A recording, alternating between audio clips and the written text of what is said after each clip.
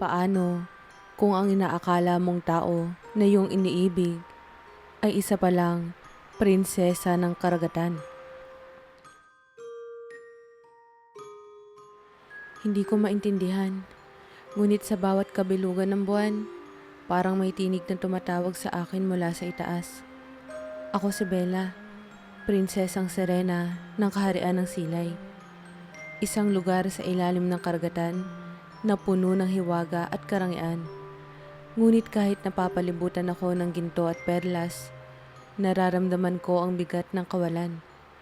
Isang bagay na hindi ko mahanap sa ilalim ng dagat. Bella, tawag ni Reyna Lorelei, ang aking ina, habang ako ay nakatingin sa mataas na kisame ng aming palasyo. Ang kristal na chandelier ay nagniningning sa liwanag ng mga pusit na gumagalaw sa paligid nito. Huwag kang mawawala mamaya sa pagtitipon. Mahalagang makita ka ng lahat ng pinuno mula sa iba't ibang kaharian ng karagatan. Opo, ina. Sagot ko, ngunit ang puso ko ay wala roon.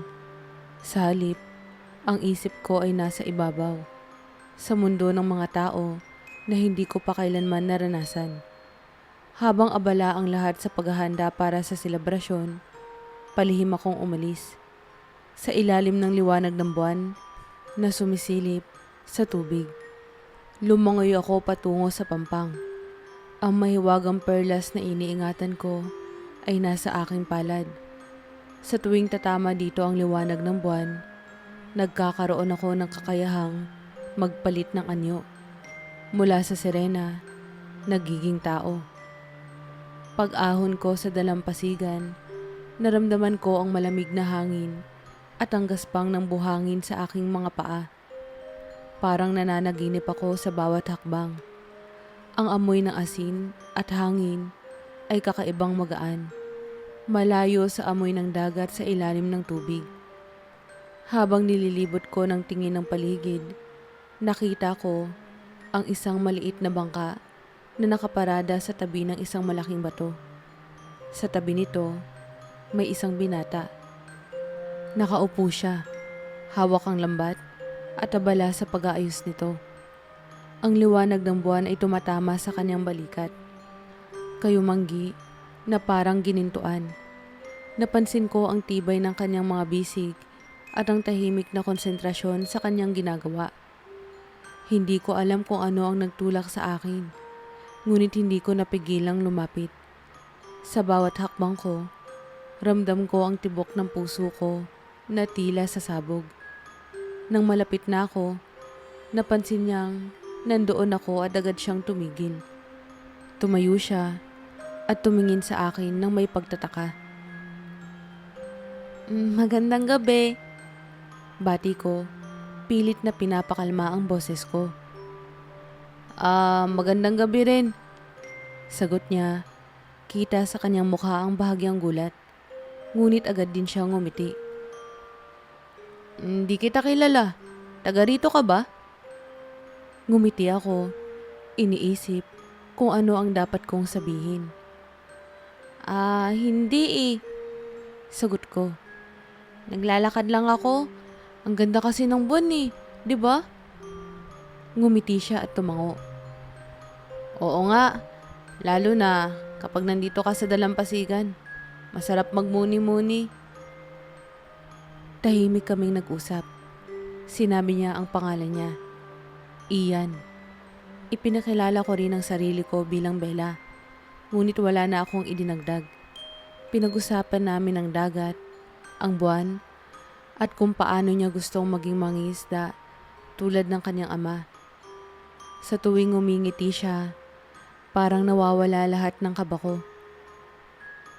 Siguro marami kang alam tungkol sa dagat, sabi niya, iniayos ang lambat sa tabi niya. Hindi ka ba natatakot maglakad dito tuwing gabi? Umiling ako. Hindi, para bang ang dagat ang tahanan ko? Napangiti siya. Maganda yon. Ako rin, para bang ang buhay ko ay nasa dagat. Sa ilalim ng liwanag ng buwan, parang huminto ang oras. Sa unang pagkakataon, Naramdaman kong hindi ako prinsesa. Hindi ako sirena. Ako lang si Bella. Isang dalaga na nakahanap ng isang tahimik na koneksyon sa mundo ng tao. Sa mga sumunod na araw, hindi ko na mapigilan ang sarili kong bumalik sa dalampasigan.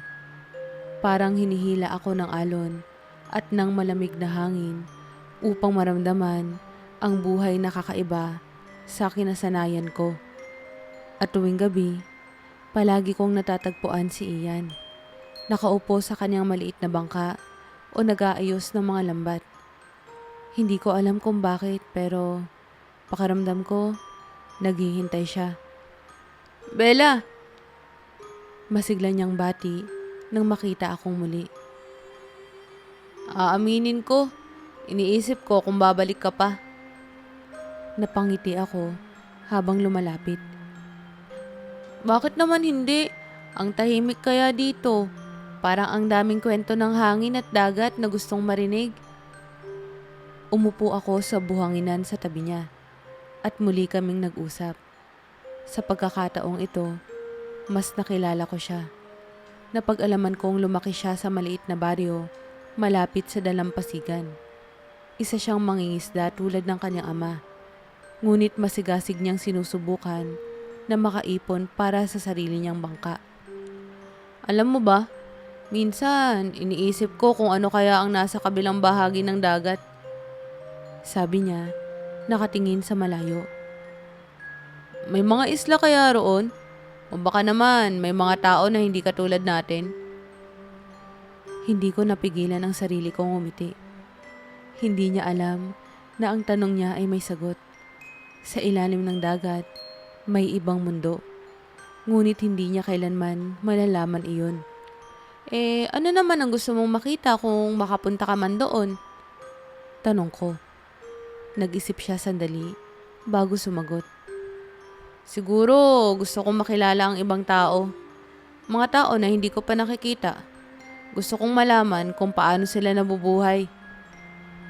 Sa bawat sagot niya, lalo kong naramdaman ang pagiging payak at totoo niya. Wala siyang pretensyon at bawat salitang binibitawan niya ay mula sa puso. Hindi tulad ng buhay ko sa kaharian, puno ng intriga at mga lihim. Habang lumilipas ang gabi, iminungkahi niyang ipakita sa akin ang pamilihan sa bayan kinabukasan. Sa una, nagdalawang isip ako. Paano kung malaman niyang hindi ako katulad niya? Ngunit ang ngiti niya ay parang alon na nagtulak sa akin. Paano kung hindi ako makapunta? Tanong ko. Pwede namang sa susunod. Sabi niya, ang boses niya ay puno ng pag-unawa. Basta ba, babalik ka? Hindi ko mapigilang ngumiti. May kakaibang tiwala sa boses niya at hindi ko gustong sirain yon. Babalik ako. Pangako ko. Sa kaharian ng silay, malalim na ang gabi nang bumalik ako. Tahimik akong pumasok sa palasyo. Ngunit hindi ako nakaligtas sa mga mata ni ina. Bella, malamig niyang sabi habang nakaupo sa trono ng perlas. Ang kanyang mga mata ay nanlalalim. Alam mo bang hinahanap ka ng iyong ama? Lumapit ako sa kanya at yumuko. Patawad, ina. Naglibot lang po ako. Ang malamig na titig niya ay parang espada. Ang isang prinsesa ay hindi basta nawawala. May pananagutan ka, Bella. Ikaw ang tagapagmana ng silay. Hindi mo pwedeng takasan ang iyong tungkulin. Hindi ko naman po tinatakasan ang tungkulin ko, ina. Sagot ko. Gusto ko lang po makita ang ibang bagay. May mali po ba ron? Tumayo siya at lumapit sa akin. Hinawakan niya ang aking baba upang itaas ang aking mukha. Ang ating mundo ay masalimuot, anak. Ang pagkakahilig mo sa mga tao ay maaaring magdala ng kapahamakan. Tandaan mo ang aking sinabi. Tumango ako. Ngunit sa puso ko, hindi ko magawang talikuran ng mundo ng tao. Ang bawat gabi sa Pampang kasama si Ian ay parang liwanag sa isang madilim na kailaliman. At sa kabila ng babala ni ina, alam kong babalik pa rin ako. Sa sumunod na kabilugan ng buwan, hindi ko na napigilan ang sarili kong sundin ang paanyaya ni Ian. Sa kabila ng mga babala ni ina, umakyat akong muli sa dalampasigan. Tulad ng dati, naroon siya, nakangiti at bitbit ang isang basket na puno ng kung ano-anong paninda. "Bella, handa ka na ba?" Tanong niya, puno ng sigla. Handa para saan?" Sagot ko na hindi mapigilang umiti rin. "Sabi ko sa'yo, di ba? Ipapakita ko sa'yo ang pamilihan sa bayan." Sabi niya, halos sumakbang ng papalayo habang inaanyayahan akong sumunod. "Doon mo makikita ang ibang klase ng buhay." Bagamat nag-aalangan, sumunod ako. Hindi ko sinabi sa kanya na meron akong hangganan, na ang mahiwagang perlas na nagbibigay sa akin ng paa ay may kapalit. Hindi ito gumagana kapag sumikat ang araw. Ngunit sa gabing iyon, tila walang makakapigil sa akin. Ang saya sa boses ni Ian at ang pananabik niyang maipakita ang mundo niya ay sapat na upang baliwalain ang panganib. Habang nilalakad namin ang makipot na daan patungo sa bayan, napansin ko ang mga bahay na gawa sa kahoy at nipa. Mga ilawan na nagsisilbing gabay sa dilim. Sa bawat hakbang, nararamdaman ko ang init ng lupa sa ilalim ng aking mga paa. Napakaiba nito sa lamig ng tubig sa kaharian. Pagdating sa pamilihan, nabighani ako sa liwanag at ingay na naroon.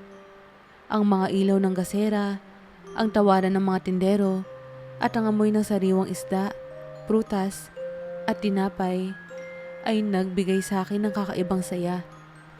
Parang ang lahat ng to ay buhay na hindi ko pa nararanasan. "Halika," sabi ni Ian habang hinila ako papunta sa isang tindahan.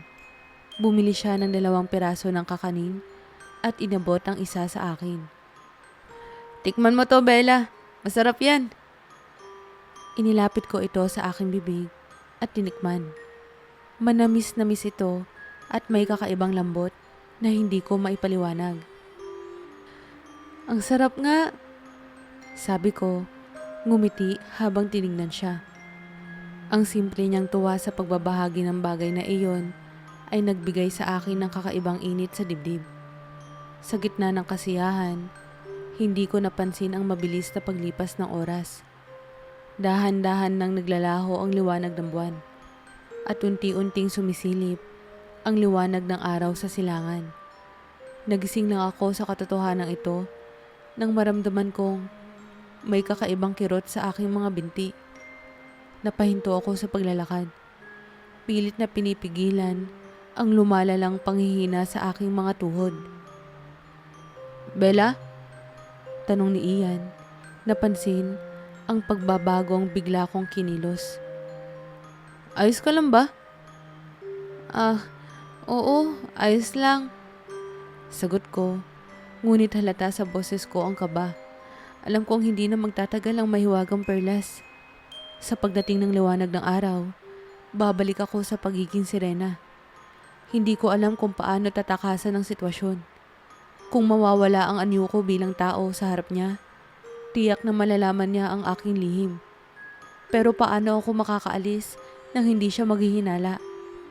Ang oras ko ay nauubos na.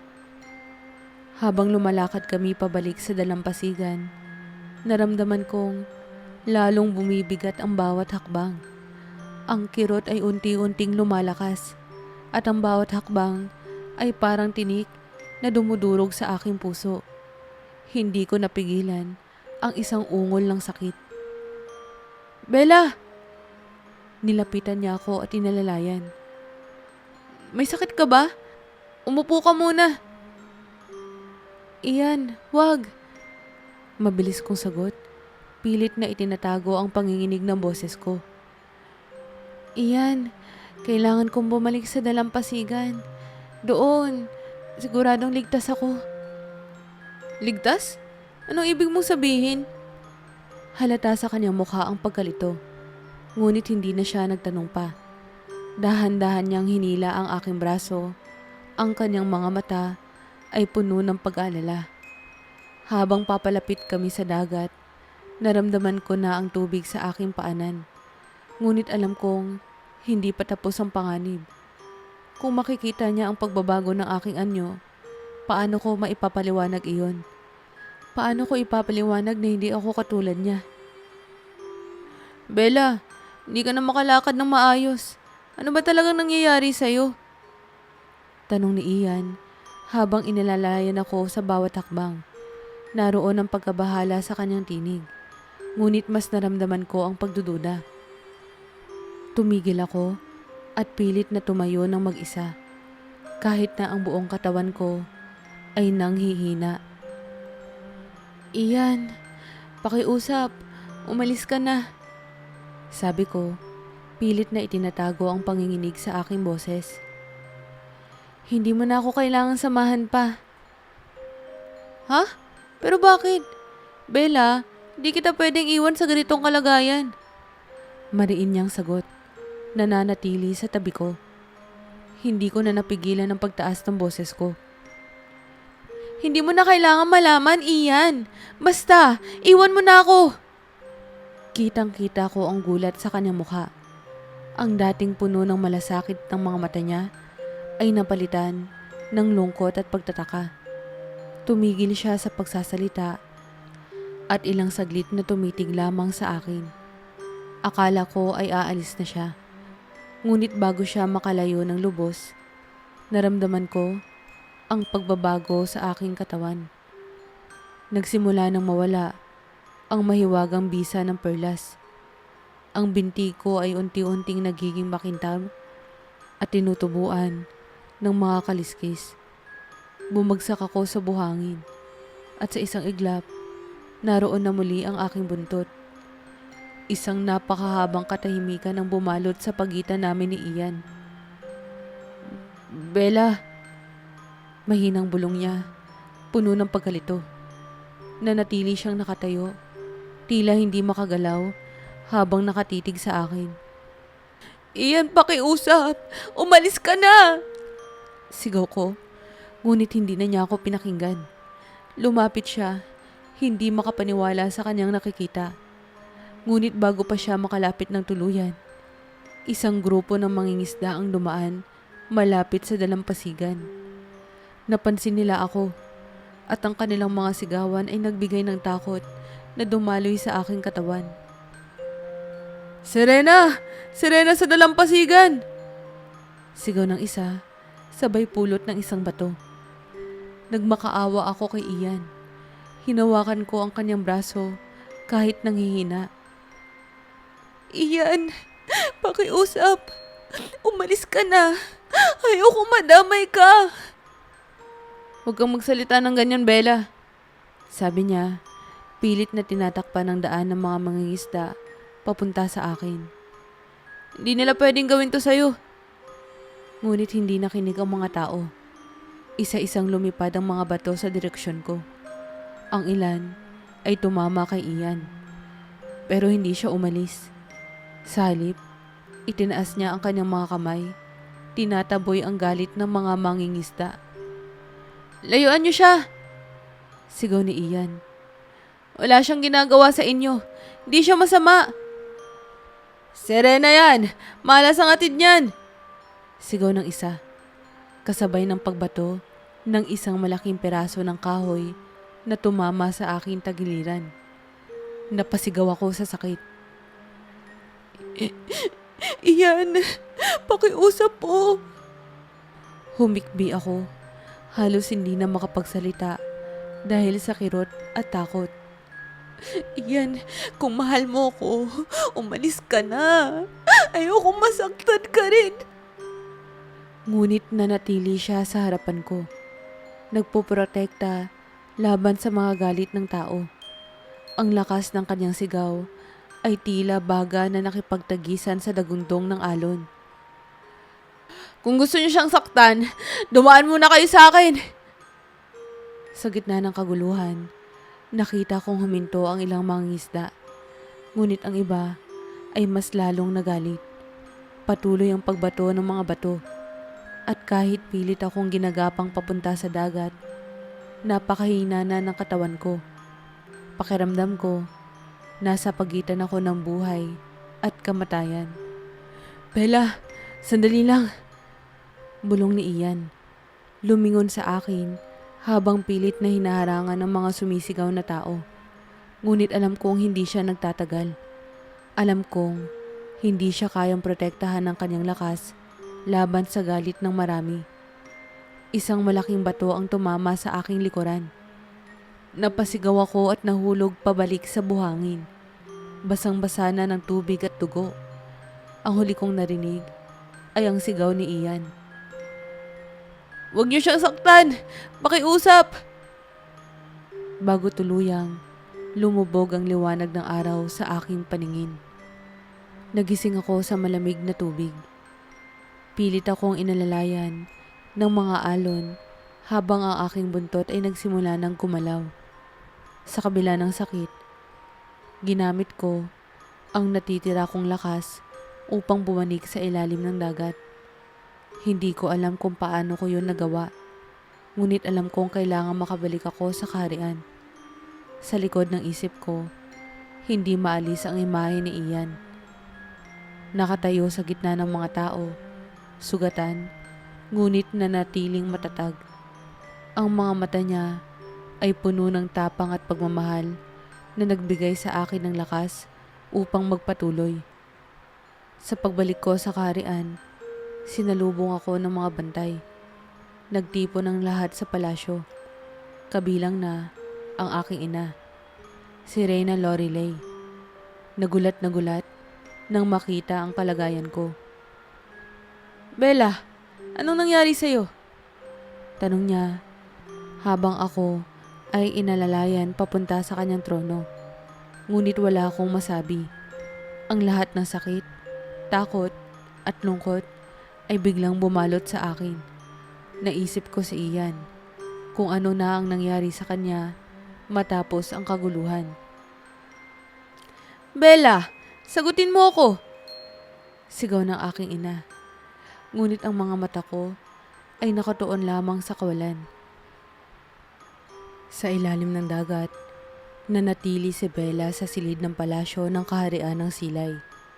Kahit sugatan at nanghihina, ang isipan niya ay patuloy na bumabalik kay Ian. Ang huling sandaling nakita niya itong tumayo sa harap ng galit na tao upang ipagtanggol siya. Ang kanyang puso ay punong-puno ng lungkot at panghihinayang.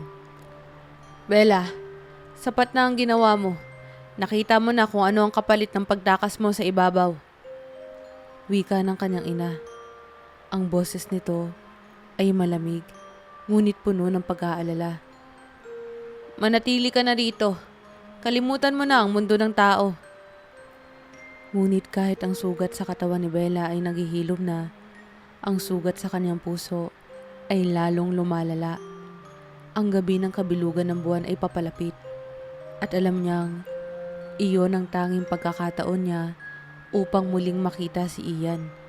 Sa kabila ng utos ng kanyang ina, hindi niya maaaring tanggapin na ganito na lamang magtatapos ang lahat.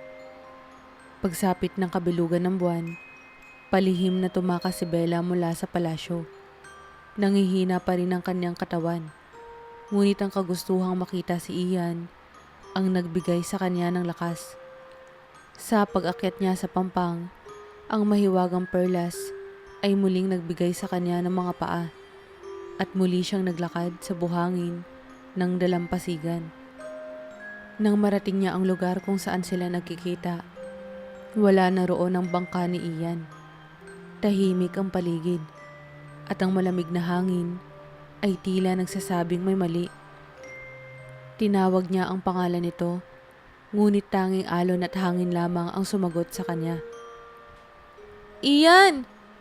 Sigaw niya ngunit walang sumagot. Naglakad siya papunta sa pamilihan, umaasang makikita niya ito doon. Sa bayan, agad niyang napansin ang mga kakaibang tingin ng mga tao.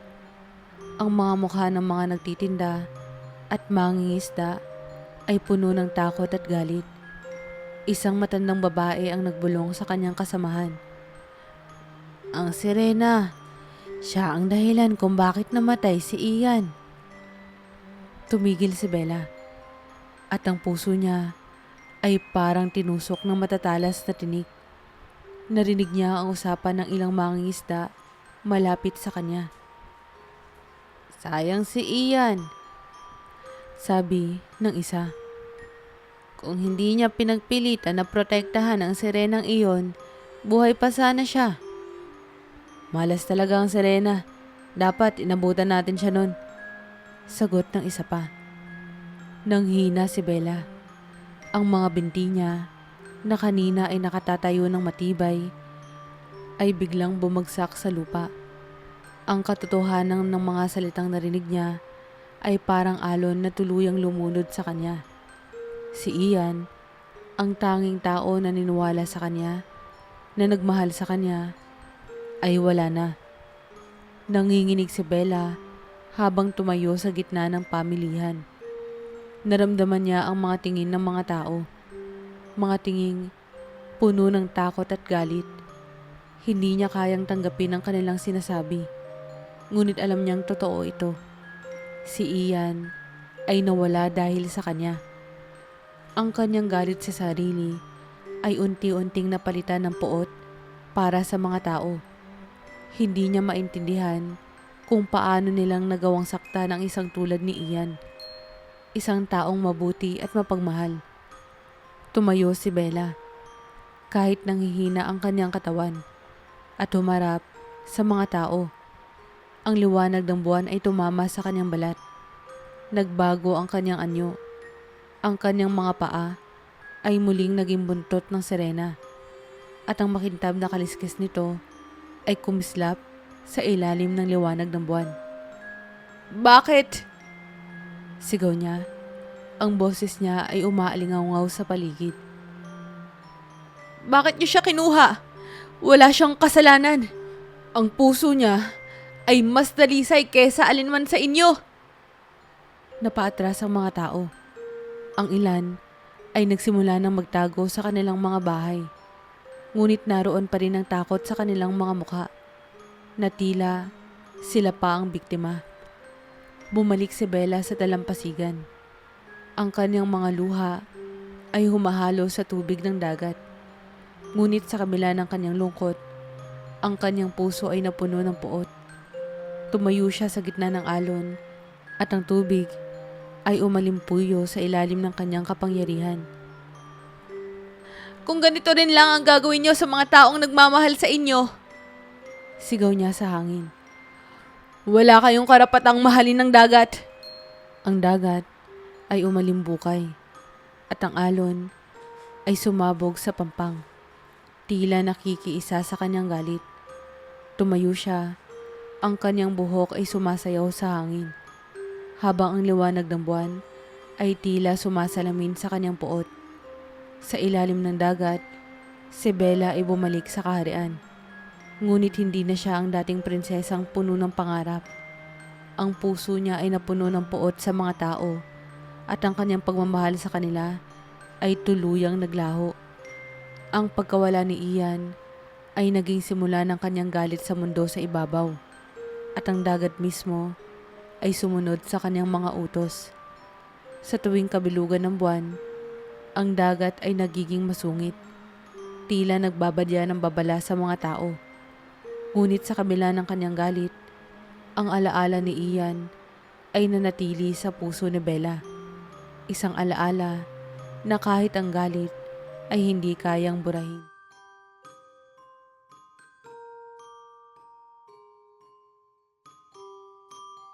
Kamusta po kayo? Ako po si Ma'am Luna. Isa po akong bagong YouTube narrator at isang malaking bagay po ang simple pong pag-like at pag-subscribe ninyo sa channel ko upang magtuloy-tuloy po ang ang pag-upload ng mga bagong kwento natin. Maraming salamat po.